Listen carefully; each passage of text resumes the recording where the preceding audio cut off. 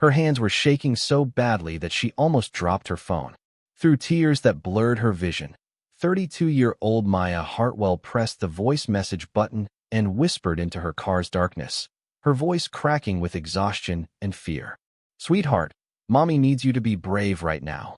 I know you're scared at Aunt Linda's house, but I can't come get you tonight. The doctors say I need surgery in the morning, and there's no one else who can watch you. I'm so sorry, baby. I'm so sorry I can't be there to tuck you in. Please don't think Mommy abandoned you. I love you more than anything in this world." Before we jump back in, tell us where you're tuning in from. And if this story touches you, make sure you're subscribed, because tomorrow, I've saved something extra special for you. Maya ended the recording and hit send, then let her head fall back against the hospital parking garage wall where she'd been sitting for the past hour, trying to gather the strength to walk back inside. The CT scan results had been clear. The mass they'd found during her routine checkup wasn't benign. Emergency surgery was scheduled for 6 a.m., and she was terrified. Her 6-year-old daughter, Lily, had been asking questions all week about why Mommy kept going to doctors. Maya had tried to shield her, saying it was just checkups, but children always knew when something was wrong. Now Lily was staying with Maya's sister 3 hours away in Portland, confused and probably crying herself to sleep. Maya's phone buzzed. She glanced at the screen and felt her stomach drop. The voice note hadn't gone to Lily's iPad. It had gone to Damian Cross, her boss, the CEO of Cross Tech Industries, where she worked as a senior software engineer. The man known throughout Seattle's tech scene as brilliant, demanding, and absolutely terrifying in board meetings. They had exchanged exactly 7 direct conversations in the 2 years she'd worked there, all of them brief and professional. "Oh God," Maya whispered, horror washing over her. No, no, no. She must have clicked his name by accident. His contact was right above Lily's iPad in her recent messages because he'd sent a company-wide voice memo yesterday about the upcoming product launch. Her trembling fingers had betrayed her in the worst possible way. Maya stared at her phone, watching the receipt appear under her message. He was listening to it right now, listening to her breakdown, listening to her mention surgery, listening to the most private, vulnerable moment of her life. She wanted to die of embarrassment. 30 floors above the city, in the glass-walled executive office of Crosstech's downtown headquarters, Damian Cross stood frozen at his window, his phone still pressed to his ear. He had been reviewing acquisition contracts when the notification came through. Maya Hartwell. He recognized the name immediately. She was one of his best engineers, the one who had single-handedly debugged the authentication system that would have delayed their product launch by months. He'd meant to listen for just a second, assuming it was a work question sent to the wrong format. Instead, he heard a mother's breaking heart. Damian played the message again, his jaw tightening. The raw fear in her voice, the exhaustion, the desperate love for her child, it cut through him like a knife. He glanced at his Rolex. 9:47 p.m. He had an emergency board meeting in 13 minutes about the West Coast expansion, a meeting that had taken 3 weeks to coordinate with investors flying in from New York and Tokyo. His assistant knocked on his door. "Mr. Cross, the board members are assembling in conference room A." Damian made a decision that surprised even himself. "Cancel it," he said quietly. "I'm sorry, what?" His assistant, Rebecca, looked stunned. "Cancel the meeting. Reschedule for next week." Damian grabbed his coat and car keys. "Tell them something urgent came up. A family emergency." "But sir, the investors." "Will understand," Damian interrupted, his tone leaving no room for argument. "I need to be somewhere else right now." As he strode toward the elevator, Rebecca called after him. "Where should I tell them you've gone?" Damian didn't answer. He was already pulling up the employee directory on his phone, searching for Maya Hartwell's emergency contact information and last known location. Some things were more important than board meetings. Maya was back in her hospital room, trying to process the humiliation of what had just happened, when a nurse knocked softly on her door. "Miss Hartwell, there's someone here to see you." Before Maya could ask who, Damian Cross walked into her room, still wearing his tailored charcoal suit, looking completely out of place among the sterile white walls and medical equipment. Maya's mouth fell open. "Mr. Cross? What are you? How did you?" "I called the hospital," he said simply, his deep voice gentler than she'd ever heard it at the office. "Told them I was family." He held up a large paper bag. I brought you some actual food. Hospital meals are terrible, and you'll need your strength for tomorrow. Maya stared at him, completely bewildered. You didn't have to come here. I'm so sorry about that voice message. It was meant for my daughter. I accidentally. I know. Damien interrupted, pulling a chair closer to her bed. And I'm glad you sent it to me, even if it was a mistake. He set the bag on her tray table. Thai food from that place on 4th Street. I remember you mentioning it was your favorite during the company lunch last spring. Maya felt tears welling up again. He remembered that? You had a board meeting tonight. The expansion meeting. Everyone's been talking about it for weeks. I canceled it. Damien's expression was calm, matter of fact. You canceled a multi-million-dollar meeting because of my voice note. Maya's voice rose in disbelief. Damien was quiet for a moment, studying her face. 5 years ago, my wife collapsed at work, he finally said, his voice carrying a weight Maya had never heard before. Brain aneurysm. She was rushed to the hospital for emergency surgery, and I was in Tokyo closing a deal. By the time I got back to Seattle, she was gone. He paused, his jaw tightening. She died alone in a hospital room while I was celebrating a contract signing halfway around the world. Maya's hand flew to her mouth. Mr. Cross, I had no idea. I'm so sorry. Damien, he corrected quietly. And most people don't know. I don't talk about it. He leaned forward slightly. When I heard your voice message, heard you preparing your daughter for the possibility that you might not make it through surgery. He stopped, collecting himself.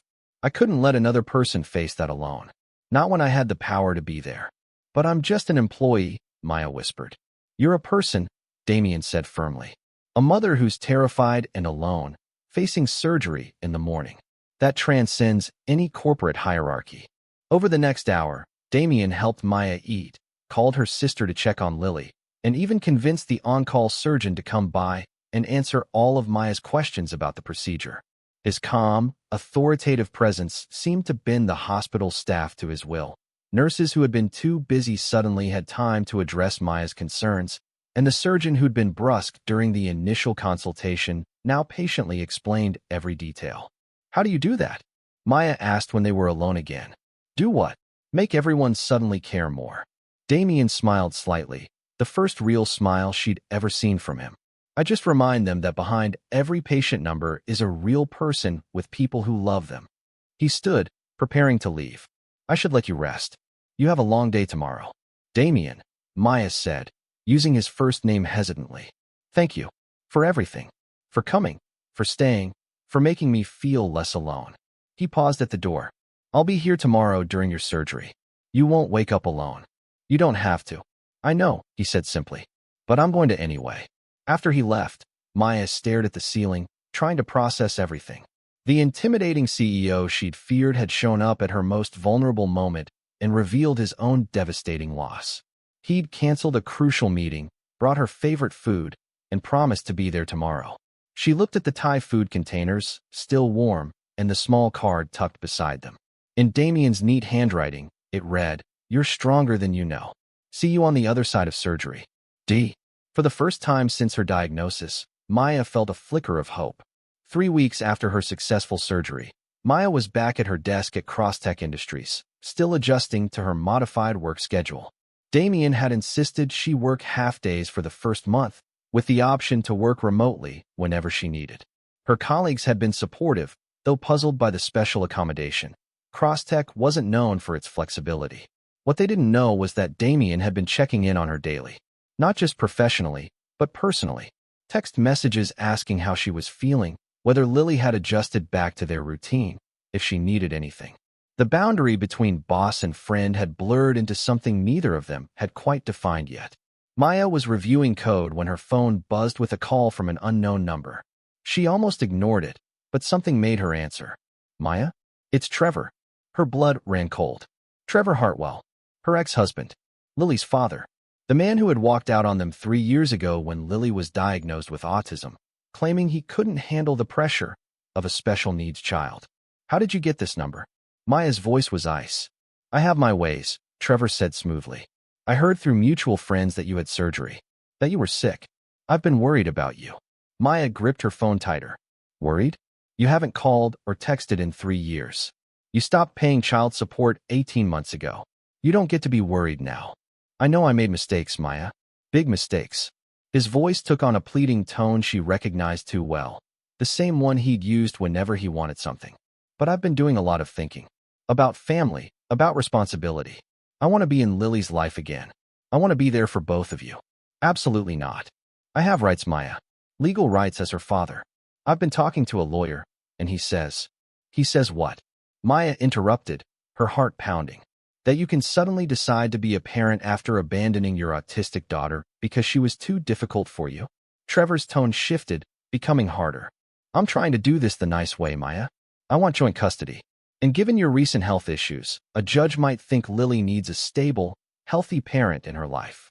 Someone who isn't dealing with medical problems.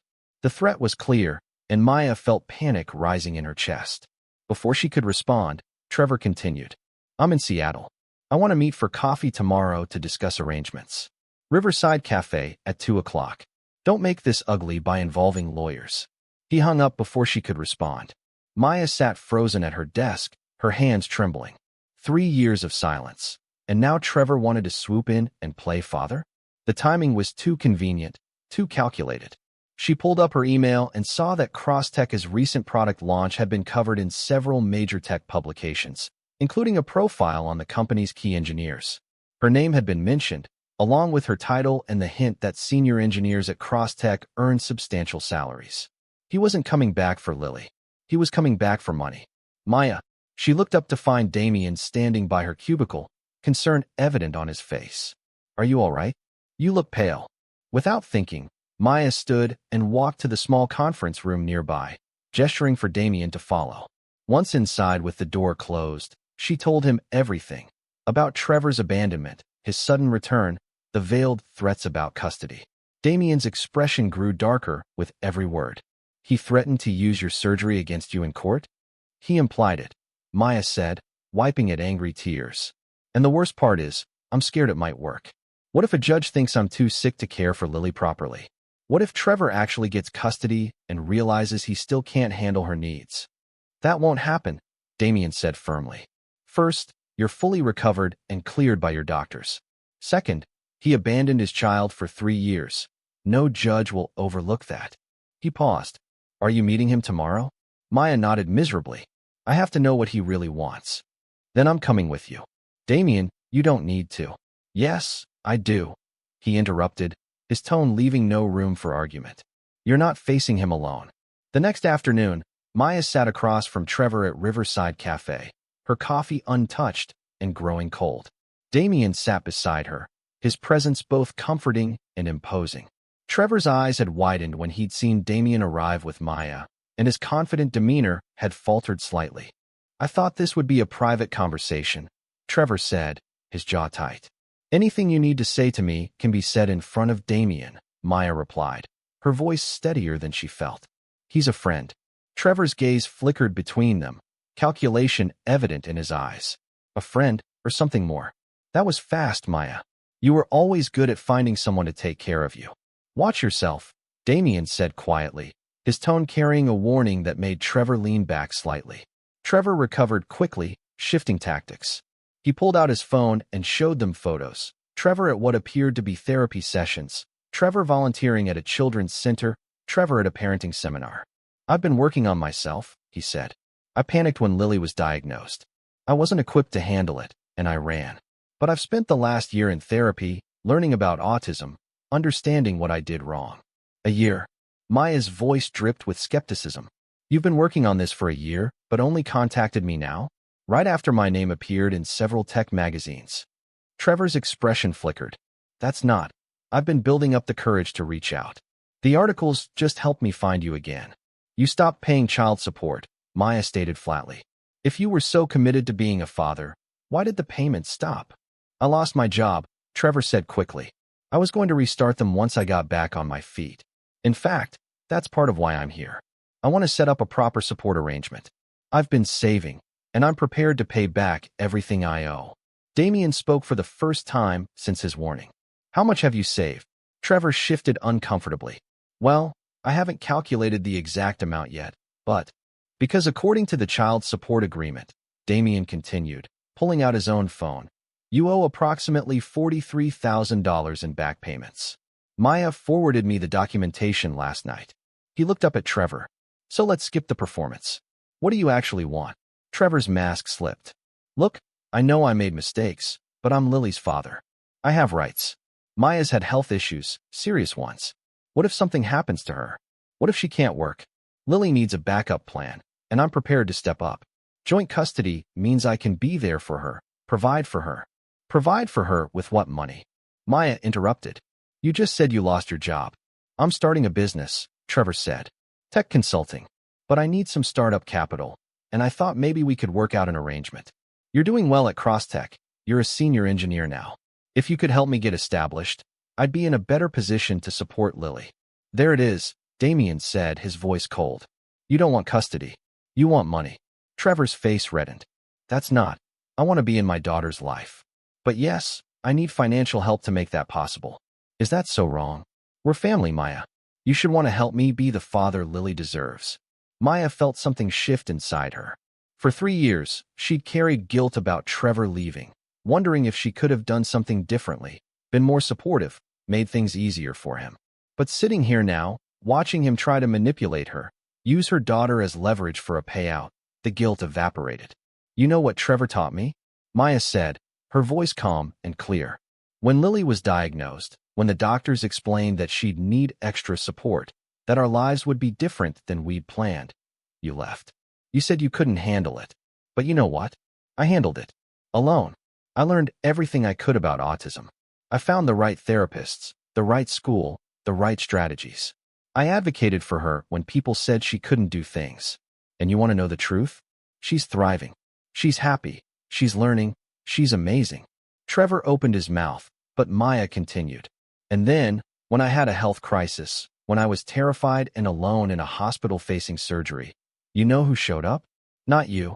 The man who promised to be there in sickness and health. It was Damien, someone who barely knew me, because he understood that being there for people matters more than biology or legal obligations. That's very touching, Trevor said sarcastically.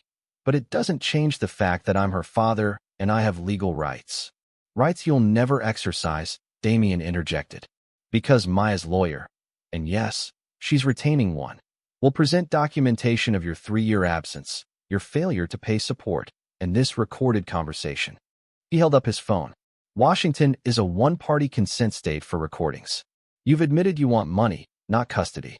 No judge will side with you. Trevor's face went white. You recorded this? Every word, Damien confirmed. So here's what's going to happen. You're going to leave Seattle, leave Maya alone, and never contact Lily again. In exchange, Maya won't pursue the back child support you owe. That's $43,000 you'll never have to pay. And if I refuse, then we'll see you in court, Maya said, finding her voice strong and sure. And I promise you, Trevor, you won't like how that ends. Trevor stood abruptly, his chair scraping against the floor. This isn't over. Yes, Maya said quietly, it is. They watched him storm out of the cafe. Once he was gone, Maya's hands began to shake, adrenaline finally catching up with her. Did we really just do that? Damien reached over and took her hand. You did that. I just backed you up. Will he actually leave us alone? Men like Trevor are cowards, Damien said. He'll realize that fighting will cost him money he doesn't have and expose him as the deadbeat father he is. He'll disappear again, probably for good this time. Maya looked down at their joined hands, then up at Damien's face. Why are you doing all this for me? The surgery, today, everything. Damien was quiet for a moment. When I lost Catherine, I made a promise to myself. If I ever had the chance to be there for someone, to make sure they didn't face their hardest moments alone, I would take it. No hesitation. He squeezed her hand gently. But it's become more than that, Maya. These past few weeks, getting to know you, seeing how strong you are, how much you love Lily, he paused. This stopped being about keeping a promise to myself. This became about you. Maya's breath caught. Damien, you don't have to say anything, he said quickly. I know the timing is complicated, and I don't want to add pressure when you're still recovering and dealing with Trevor. But I wanted you to know, whatever this is between us, it's real for me. Maya felt tears welling up, but this time they weren't from fear or sadness. It's real for me too, she whispered. For months had passed since that confrontation at the cafe, and true to Damien's prediction, Trevor had disappeared without another word. His silence had been its own kind of gift, proof that his interest had never been genuine. Maya stood in her kitchen on a Saturday morning, sunlight streaming through the windows as she prepared breakfast. The sound of laughter floated in from the living room where Lily was building an elaborate tower of blocks, narrating each placement to herself in the distinctive way she had of processing her world. Higher, higher, Lily murmured, carefully balancing another block, almost to the ceiling. The sound of a key turning in the lock made Maya smile. She'd given Damien a key 3 weeks ago, a gesture that had felt monumental and completely natural all at once. "Good morning," Damien called out, entering with a bag of fresh bagels from Lily's favorite bakery. He'd learned her Saturday morning routine, how she liked everything to be predictable and structured. Bagels from Morrison's, always cinnamon raisin, always cut in half, but not toasted. Damien. Lily looked up from her blocks, her face lighting up with the smile she reserved for people she truly trusted. In 4 months, she'd grown comfortable with his presence, had learned to read his calm energy and steady demeanor. "Look at my tower." "That's incredible, Lily," Damien said, crouching down to her level. Something Maya had taught him made Lily feel less overwhelmed. "Is it taller than last week's tower?" Lily considered this seriously. 3 blocks taller. I counted. "Very impressive.